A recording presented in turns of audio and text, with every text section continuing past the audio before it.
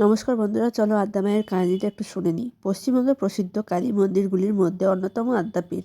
দক্ষিণেশ্বরের কিছু দূরেই দেবী আদ্যার এই পীঠস্থান, যেখানে দেবী কালী আদ্যা শক্তি মহামায়ার রূপে পূজিত হন।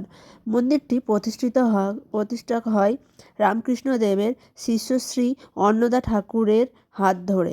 এই আদ্যাপীঠের সঙ্গে রয়েছে নানা অলৌকিক ঘটনা। আদ্যাপীঠ মঠ প্রায় ২৭ বিঘা জায়গা জুড়ে অবস্থান করে।